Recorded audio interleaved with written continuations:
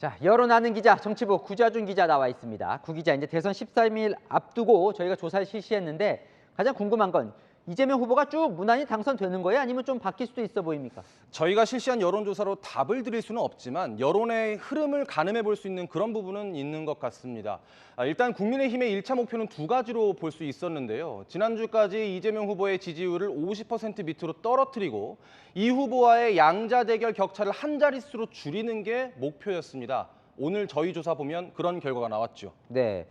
3주 전과 이제 23일 전과 비교해 보면 어디가 좀 오른 거예요? 제가 이렇게 살펴보니까요. 전통 보수층이 뭉치고 있는 것 같습니다.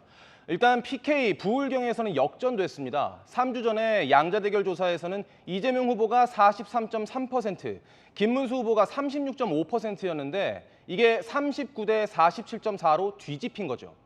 대구 경북에서는 두 사람 지지율 격차가 2.7%포인트에서 12%포인트로 커졌습니다. 정치 성향으로 봐도요, 보수층의 김문수 후보 지지율이 64.8%에서 80.9%로 높아졌거든요.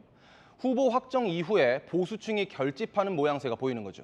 그래서 궁금한 건 이제 13일 남았거든요. 그럼 이 속도라면 뭔가 좀 변화가 있을 수 있는 거예요? 어떤 거예요? 매일 1%포인트씩 올려서 다음 주 사전투표 이후에 뒤집겠다. 이게 국민의힘의 목표인데요.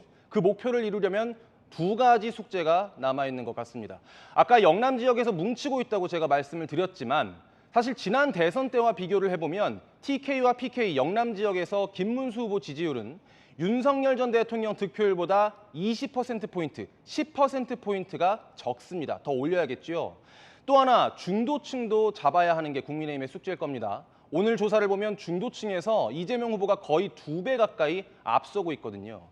수도권 중도층에서 이 후보와 비슷한 수준까지 올라가지 못하면 뒤집기는 힘들겠죠. 근데 저희가 지금 살펴본 게 가상으로 양자 대결을 가정한 거거든요. 예. 양자 대결이 되려면 일단 단일화가 돼야 되는 거예요. 그렇습니다. 최대 변수죠. 오늘 저희 조사에서도 유권자들이 대선에 영향을 가장 많이 줄 큰 변수로 단일화를 꼽기도 했습니다. 그런데 이제 궁금한 건 김문수, 이준석 두 후보가 합치면 이재명 후보를 이길 수 있는 거예요? 근데 그게 그렇게 단순하게 볼 일이 아닙니다. 산술적으로 봤을 때 다자 대결에서 김문수 후보와 이준석 후보 지지율을 합치면 이재명 후보와 거의 박빙 수준으로 나오기는 하거든요. 하지만 현실적으로 1 더하기 1이 2가 되기는 힘들다는 게 저희 조사로 확인이 됐습니다. 김문수 후보로 단일화가 되면 이준석 후보 지지자 중에 5분의 1이 이재명 후보에게 투표한다고 답했습니다.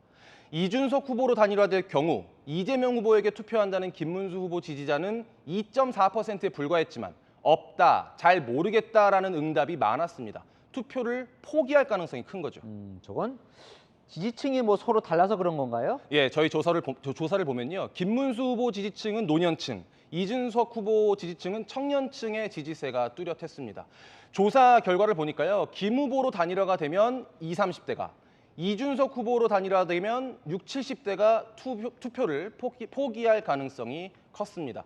단일화를 이루어내느냐만큼 단일화 과정에서 서로의 지지층을 온전히 끌어안을 수 있느냐가 중요할 걸로 보입니다. 자, 또 민주당 입장에서 보면 지금 이제 영남 뚫고 뭐 중도 지키고 이러면 이제 이길 수 있는 거네요. 예, 그렇습니다. 오늘 조사를 보면요. 이재명 후보가 대구 경북 TK 출신인 걸 강조하고 보수 인사 영입 등 실용 컨셉으로 중도를 공략한 게 주요한 전략이었던 거죠. 오늘도 이재명 후보는 수도권을 돌고요. 선대위 인사들은 대구 경북으로 내려갔거든요. 이 전략을 더 강화할 걸로 보입니다. 네, 지금까지 여론하는 기자 구자준 기자였습니다.